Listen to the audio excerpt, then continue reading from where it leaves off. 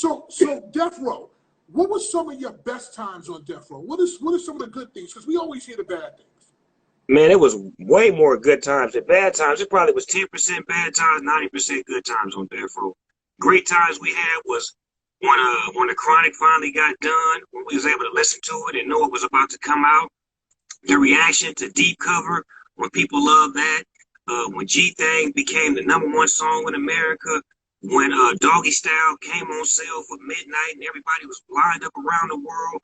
When MTV let me and Dr. Dre come out there and do what we do, and the Source Awards, the Soul Train Awards. I mean, everything on top of everything. Death Row Records was probably one of the greatest experiences of my life. I cherish it. I wouldn't change it for nothing in the world. It made me who I am. You know, but look at how Suge Knight, Dr. Dre.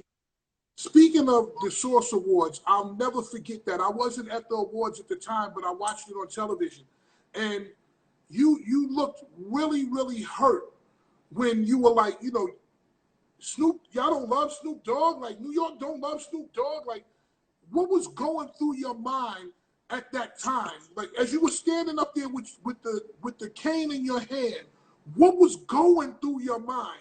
You know, of course we heard what you said, but what was going through you? Man, we had did so much work to finally get respect from New York. Like, let's not bullshit. New York is the fucking Mecca. You understand me? It's the creator. It's the God of this hip hop shit. So when you finally get the stamp of approval, and that's what everybody outside of New York is going for. You got to know that part. See, you from New York, so you wouldn't know. So let me explain it to you. Every fucking rapper that ain't from New York, dream is to impress New York niggas. Because New York is the epitome of rap. They're the standard. They're the lawmakers. They're the ones who put it all in effect, who made this shit official like a referee with a whistle. So at that point in time, we had finally got to the point to where New York not only respected us, but they feared us. It's the difference between just respect, but when it's fear and respect, that's a long way. Because it's not only music, but it's streets.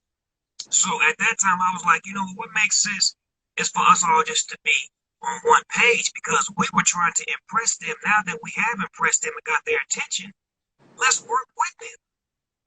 But other people that I was with didn't really want to fuck with them like I wanted to fuck with them. That's why I had to speak my mind and say what I've said, because I felt that we had done too much work to get New York to love us to throw it all away behind a comment. Right. If that makes sense. Oh, there it is. Snoop's voice, Snoop's sound is back. For some reason, your sound was kind of crazy for a second. I always heard rumors that you were the reason that Tupac wound up on death row. Is that true? That's the exact reason how Tupac ended up on death row. Hold on, let me take this shit off here real quick.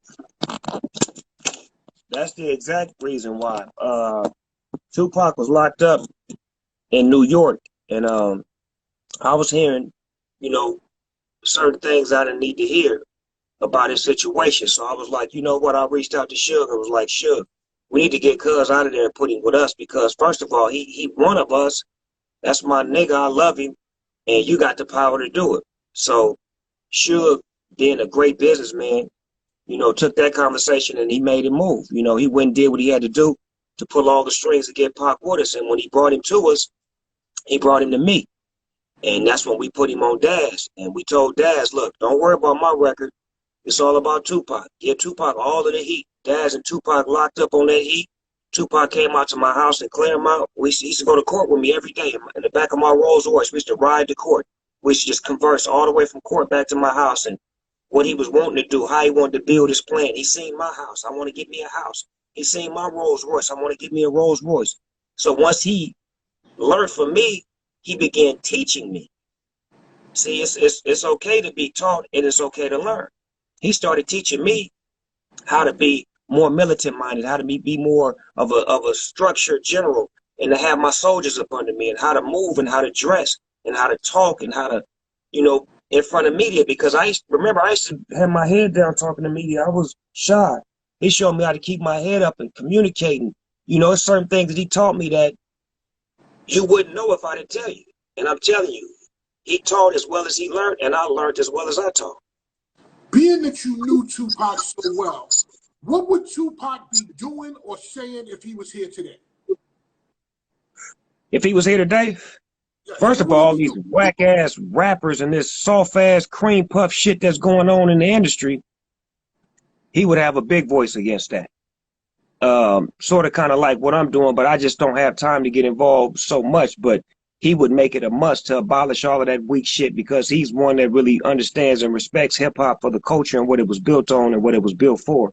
So he definitely would have a voice against that. And then all of this police brutality, he would probably have more records that make sense now, like he has those old records that make sense now, that speak to it. And now people would have to hear him and say that he's not just some young thug, but he's a young black man speaking truth to something that's always been there. And it's our fault, and we need to apologize for us coming at him wrong for saying something that was right, just like the NFL has to apologize to Colin Kaepernick for the same reason, because I'm speaking on something that's a fact, and you banning me because I'm speaking truth because you don't see what I'm saying. But when the footage comes out, then are you going to apologize, or are you going to say, that's just one incident? No, that's just one incident that's caught on camera. How about the hundreds of thousands of incidents that ain't caught on camera?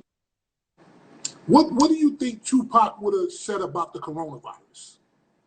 You know him. Well, you knew him. He would have said it was a conspiracy, that it was a pandemic, that it's a man-made thing to try to control what we control. Right. Do you think he would have been out in the streets protesting? Off the top. Off the rippy-tippy top.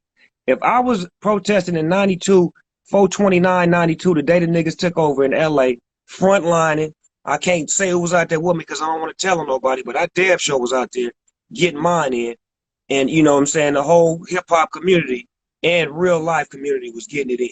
So from there to now, definitely. Who is the rapper to you in today's world that has the energy like Tupac? Is there any rapper that has Tupac energy? The last person that had Tupac's energy when they was 100% was DMX. He had that nigga's energy fully. Like when he was DMX, the motherfucker, when he was on stage praying and crying, when he was that thing, the whole thing, that was Tupac, the rebirth. And I seen it with my own two eyes, like performing with DMX and watching how he took over the crowd and watching how he was so passionate about his music and his people and his movement. And that is the spirit that Tupac embodied. Back to the road, because I want to just ask a couple of questions before I get to doggy style. Was it bad as we all heard it was? Employees getting beat up, office terrorized. I saw a trailer for a reality show that Suge had where like kids were getting beat up. They were going for a chance to be on death row or rap on death row, but they were getting beat up and all kinds of stuff. Was it really? That was later. That was later once everybody left. When everybody was there, that kind of shit was never happening. You're dealing with too many gangsters for niggas to be getting slapped upside the head. That shit was never gonna happen. First of all, everybody in there was gangsters, so it wasn't no weenies in there. There was a couple of R&B niggas that was weenies, but as far as the rappers wasn't having that shit. Wasn't no rappers getting slapped upside of the head. That shit happened after, when everybody left and people was trying to get on the road, and this was some of the things that some of the tactics that they were using to try to get people over there, and you know, buying into the fact that some of those incidents did happen, but never them against artists. It was, you know, somebody versus somebody. It was never like Suge just whooping on an artist like that. That wasn't his forte. It had to be a reason for Suge Knight to put his hands on it. You know, Suge Knight was taught by Gene Griffin. Gene Griffin used to be my manager. And I lived how Gene Griffin got down for many years as a rap artist on Teddy Riley's label, GR Productions. So I knew it was kind of going to go that way. I do think this. Had there been less violence, less everything, I think Suge would have ran the entire business. Think about it this way. Dre begat you. You begat DPG and Eastsiders. Dre begat Eminem. Eminem begat 50 Cent, G-Unit, and Game. Mary, Jodeci, everybody wanted to come over there because he was getting the people the money that they were supposed to get. Do you think, had he changed just a little bit, would he have been that powerful as what I'm saying? I think if Fat Man Scoop.